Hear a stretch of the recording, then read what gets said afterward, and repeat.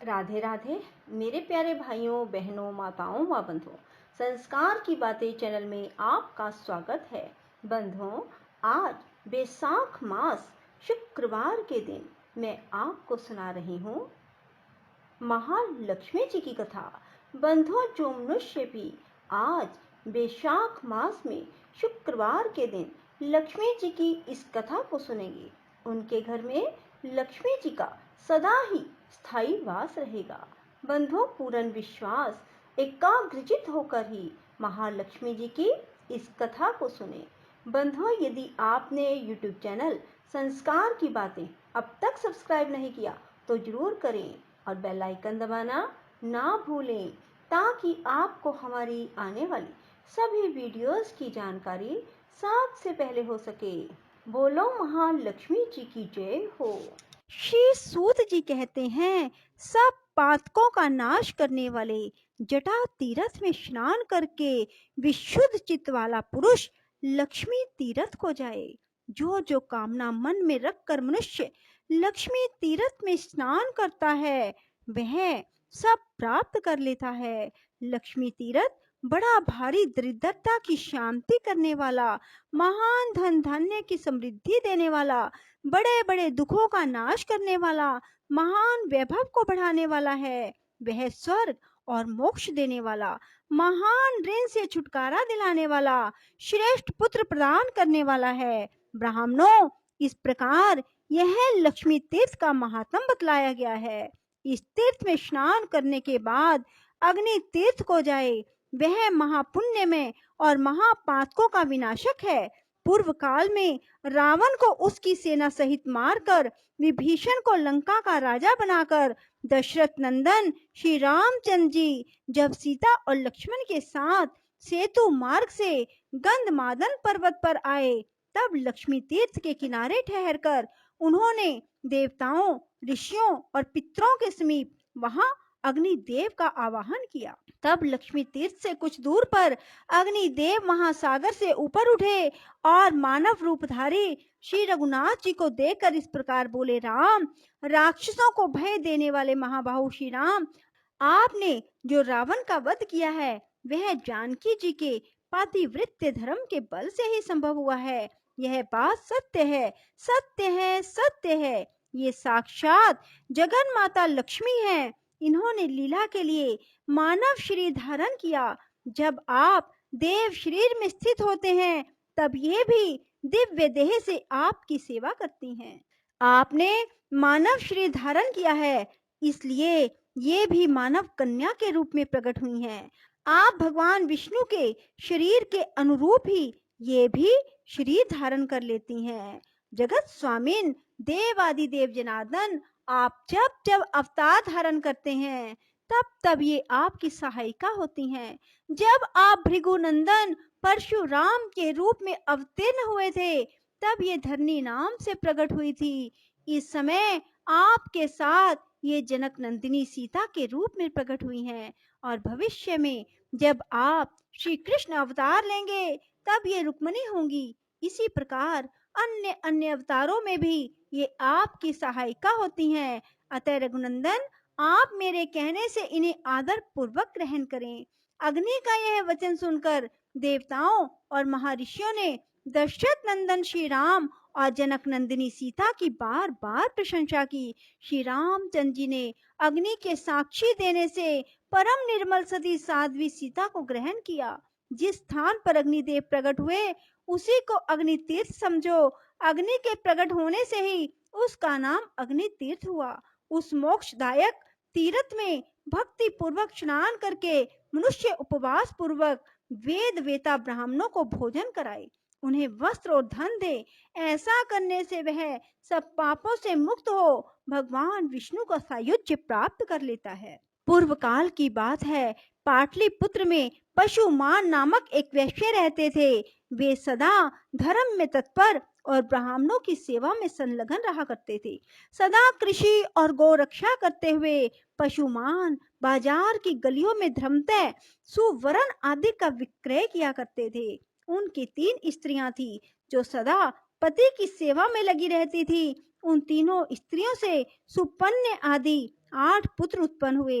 वे जब 5 वर्ष के हो गए तब उन्हें कर्तव्य की शिक्षा दी जाने लगी। वे धीरे धीरे खेती, गोरक्षा और व्यापार का काम भली भांति सीख गए।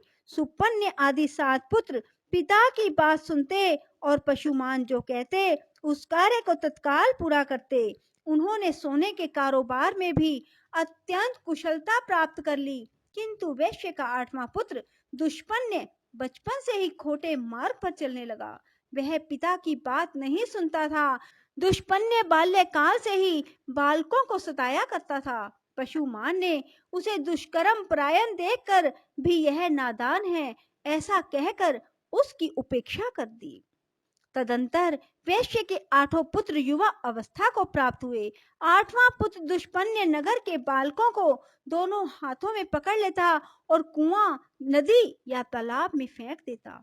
उसके इस दुष्ट चरित्र को कोई नहीं जानता था। जल में उनका शव देखकर लोग उनका संस्कार करते थे। तब पुरवासियों ने आकर राजा से यह वृतांत निवेदन किया। उसका वचन सुनकर राजा ने ग्राम रक्षकों को बुलाया और आज्ञा दी, बालकों की मृत्यु का क्या कारण है, इसका पता लगाओ। ग्राम रक्षक बालकों के मारे जाने के रहस्य का पता लगाने लगे, किंतु बहुत खोज करने पर भी उन्हें उन बाल घात का पता नहीं लगा। वे डरते हुए राजा के पास गए, बोले, महाराज, हम बहुत खोज करने पर भी यह ना जान सके कि कौन इस नगर में रहकर निरंतर बालकों की हत्या करता है। तदंतर किसी समय वह वैश्य बालक अन्य 5 बालकों के साथ कमल निकाल कर ले जाने के बहाने सोवर के निकट गया। वहां उसने उन बालकों को जबरदस्ती पकड़कर पानी में डुबो दिया। वे बालक चीखते चिल्लाते रहे तो भी उस क्रूर आत्मा ने उन्हें कंठ तक पानी में ले जाकर डुबो दिया। उन सब को मरा हुआ जानकर दुष्पन्य शीघ्र अपने घर को चला गया।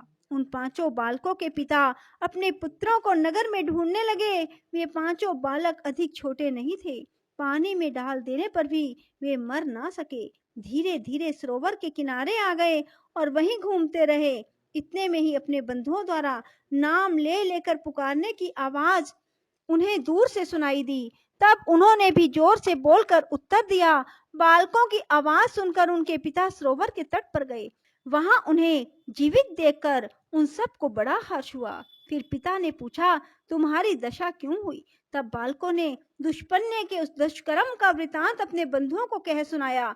यह बात जाकर पूर्ववासियों ने राजा को इसकी सूचना दी।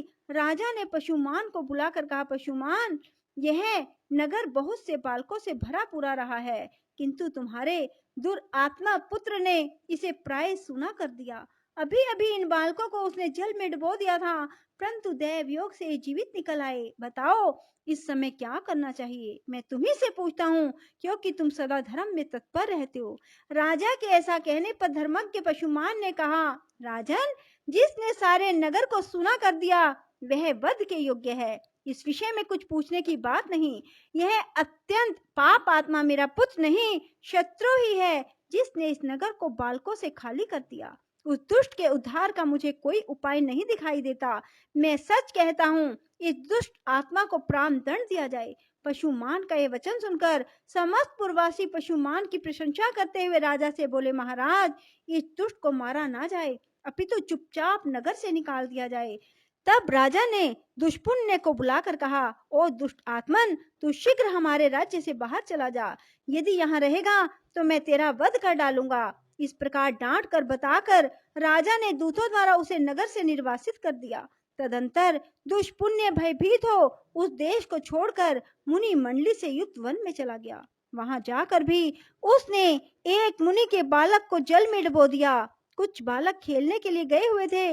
उन्होंने इस बालक को मरा हुआ देख अत्यंत दुखी हो उसके पिता से यह समाचार कहा। तब उक्त शवा ने बालकों से अपने पुत्र के मारे जाने का समाचार सुनकर तप के प्रभाव से दुष्पुण्य के चरित्र को जान लिया और उसे शाप देते हुए कहा, अरे, तूने मेरे पुत्र को पानी में फेंक कर मार डाला है, इसलिए तेरी मृत्यु भी जल में ही डूबने से होगी। मरने के बाद तू दीर्घ काल तक पिशाच बना रहेगा। यह शाप सुनकर दुष्पुण्य को बड़ा दुख हुआ। वह उस वन को छोड़कर सिंह आदि क्रूर जंतुओं से युक्त दूसरे भयंकर वन में चला गया। वहां बड़े जोर की वर्षा और आंधी चलने लगी। दुष्पुण्य ने देखा एक मरे हुए हाथी का सूखा कंकाल पड़ा है।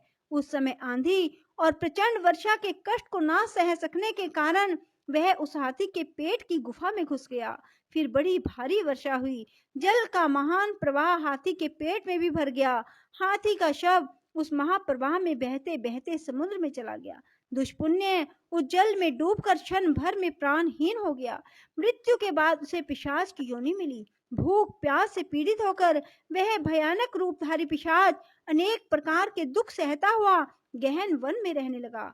एक वन से दूसरे वन में दौड़ता और कष्ट भोगता हुआ वह क्रमशः दंडक अरण्य में आया। वहां उसने उच्च स्वर से पुकार लगाई, हे तपस्वी महात्माओं, आप लोग बड़े कृपालु और सब प्राणियों के हित में तत्पर रहने वाले हैं।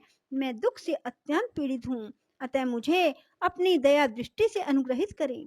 पूर्व काल में मैं पाटलिपुत्र नगर में पशुमान का पुत्र दुष्पुण्य नामक वैश्य था। उस समय मैंने बहुत से बालकों की हत्या की। अब मैं पिशाच योनि को प्राप्त हुआ हूँ। भूख प्यास सहन करने की मुझ में शक्ति नहीं रह गई, अतः आप लोग कृपा करके मेरी रक्षा करें। तपोधनो, जिस प्रकार मैं पिशाच योनि से छूट जाऊं वैसा प्रयत्न करो। पिशाच का यह वचन सुनकर तपस्वी मुनियों ने महर्षि अगस्त्य जी से कहा, भगवान, इस पिशाच के उद्धार का कोई उपाय बताओ। तब अगस्त्य जी ने अपने प्रिय शिष्य सुतीक्ष्ण को बुलाकर कहा, वत्स सुतीक्ष्ण, तुम शीघ्र गंधमादन पर्वत पर चले जाओ। वहां सब पापों का नाश करने वाला महान अग्नि तीर्थ है। महामते, उस पिशाच के उद्धार के उद्देश्य से तुम उस तीर्थ में स्नान करो। अगस्त्य जी के ऐसा कहने पर सुतीक्ष्ण जी गंधमादन पर्वत पर चले गए और अग्नि तीर्थ में जाकर पिशाच के लिए स्नान का संकल्प करके वहां उन्होंने 3 दिन तक नियम पूर्वक स्नान किया। फिर रामनाथ आदि तीर्थों का सेवन और स्नान करके श्रेष्ठ ब्राह्मण सुतीक्ष्ण जी अपने आश्रम पर लौट आए। उस तीर्थ में स्नान के प्रभाव से वह पिशाच शीघ्र ही दिव्य देह को प्राप्त हुआ और सुतीक्ष्ण, अगस्त्य और अन्य तपोधनों को बार बार प्रणाम करके उनकी आज्ञा ले प्रसन्नता पूर्वक स्वर्गलोक को चला गया। बोलो लक्ष्मी माता की जय हो। राधे राधे। जय श्री कृष्णा। बंधुओं, यदि आपको हमारी वीडियो पसंद आए तो इसे लाइक करें और शेयर भी जरूर करें। धन्यवाद।